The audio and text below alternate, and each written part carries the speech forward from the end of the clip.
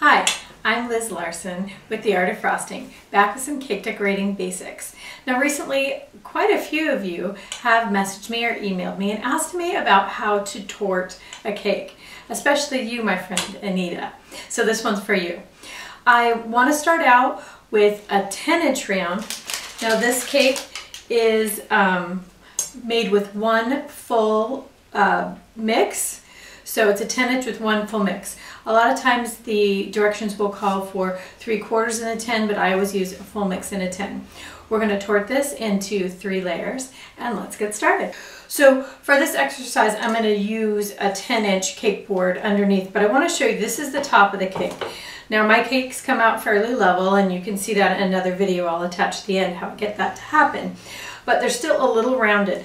I want the squarest part of the cake on top, so you want to turn the cake over and start here. So for torting a cake, it's really important that you have a cake knife. You need a large, this is a 12-inch serrated knife. Now a lot of cake knives have a small serrated as opposed to a bread knife that has a larger serrated, but a bread knife works as well as long as it's sharp. So for torting, basically we're going to cut this into 3 layers, and you'll want to mark. If you want to measure when you first get started, that's great. But mark and mark. So you want to cut it into thirds. I like to have my lower base just a little bit thicker here, but you can make them completely even. So what you want to do is bring your cake knife around the cake this way to mark. Now notice I'm not moving the knife, I'm moving the turntable. So for torting, a turntable really is essential. Okay, I've got my line all the way around. Now I'm going to start where that line is, bring my cake knife in, and just begin to turn. I'm turning the cake, not really the knife. My board wants to move around a little bit. Now something I want to mention here is that this cake has been chilled. You want to work with a chilled cake. It'll hold together better. So in the freezer, a couple of hours is good. Longer than that, and it's going to be a little difficult. So you can see that my moving the knife around has given me a really even layer. I can feel that I'm all the way through. I'm going to move a cake board under. You can use a very thin cutting board, but something stable to move that cake away. I'm going to repeat this procedure here to get my second layer. The next step is the filling.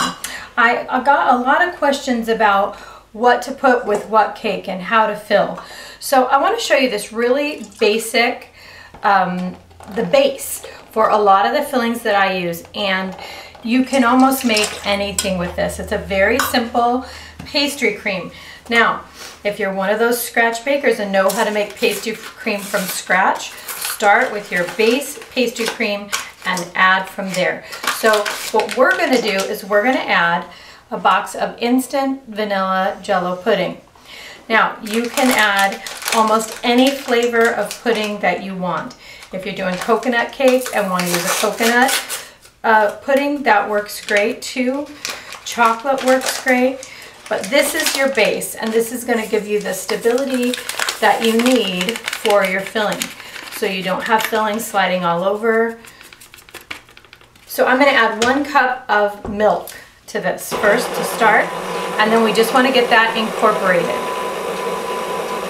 It's really important at this stage to use your spatula and make sure that there's none stuck to the sides, no dry parts. If you have dry spots, those will tend to be chunks later on in your filling, and you don't want that. So you can see how that just starts to thicken up. The next step is to add 2 cups of heavy cream or a whipped topping. I'm using Pastry Pride, but heavy cream, whipping cream works great here. Okay, this is my base. Now to this base, I'm going to add a little bit of strawberry simple syrup for flavor.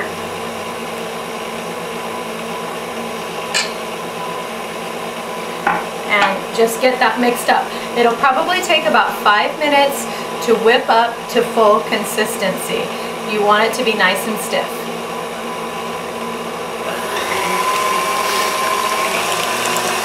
I'm going to share with you also that one of our viewers, Maya from Israel, actually uses this technique to make her icing, and she has some beautiful work. I'm going to share it on my Facebook.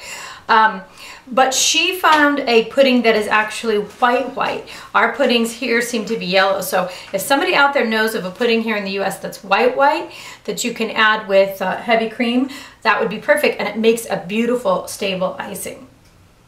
This is a technique I like to use. I've made some simple syrup out of the strawberry sugar that I'll show you that I made earlier, and I poured just a little bit. Now it's important that it's not just the juice, that it's actually boiled down into a sugar, otherwise it will make your cake too wet, but it adds a nice flavor. So that's my first layer. Next, I'm going to add my cream here that is filled with just a little bit of the strawberry syrup. Now with my pastry creams, I like to have them just have a hint of flavor, not be overpowering. Now notice what I'm doing here. I'm mostly moving the turntable, and I'm really struggling with this board this time, and not wiping around too much, but mostly spreading with my turntable and my large spatula so I get a nice even layer. That can be as thick or as thin as you want. I like it to be just about, it's really about a ½ inch thick. This is nice stable cream, so it's not going to ooze out my sides. And then I'm going to add my next layer. Take your next layer of cake, slide it gently on. And you can see that I'm really pretty level. I'm going to add my next layer of simple syrup. Now my next layer here is going to be strawberries. Strawberries have to be dealt with a little bit differently because they do tend to soak in. So I'm going to add just a really thin layer of my pastry cream. I've got my bag here with just the end of a coupler in it. So that works for a really great size to make a dam. Now if you have fruit fillings of any kind, even preserves, you want to put a little dam around the outside, because the last thing you want is that fruit spilling into your icing on the outside. Now I have strawberries that I've sliced and put about a cup of sugar on. Then you let them sit for about 2 hours or overnight, whatever you want, and it infuses the strawberries with the sugar. It preserves them and also gives them a nice sweetness. And I'm going to go ahead and get those on here. You want to try to get them nice and level. This also allows you to be able to put this cake in the freezer if you wish, and I'm a big fan of freezing cakes before delivery for stability and all of that, and it keeps them from going to mush. The sugar acts a little bit like an antifreeze. Okay. Now that syrup, the water that was left over after the sugar from the strawberries is what I boiled down into my simple syrup. So I'm going to take another bit of my pastry cream, and I want to create another seal over the top of these. You have to be gentle. It will also help me know that I've got a level surface to put my next layer. And I'm going to delicately place my top layer. So now we have to make sure that we're level. I want to add just a little bit with my coupler here and level that out. Wherever it feels like it might be just a little bit low, you can use your coupler, add a little bit of icing. Then you want to come around the outside and use what's sticking out as your crumb ice. Now the really nice thing about this pastry cream is what's left over you can use for your crumb coat. So it not only seals your cake, but it also adds another layer of flavor.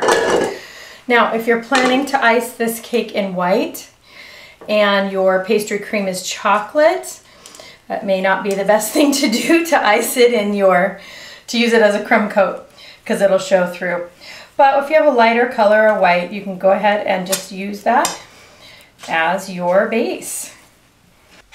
So we are at the point where we're nice and level. We basically doubled our height. So this is a perfectly decoratable size cake. I'm gonna turn this actually into a baby shower cake for a friend.